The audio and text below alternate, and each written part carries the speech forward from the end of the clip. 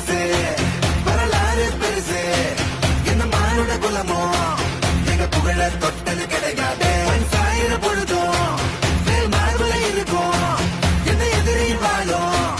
எங்க முதுக பார்த்தது கிடையாது 1000 கை உன்னை சலிக்கும் உன் மனச தூக்கி நிறுத்து உன்னை பேசிட பார்க்கிற எவனோ ரெண்டு விழனோ வழிய கொடுத்து எல்லாமே கொடுத்து வசத்துறப்போ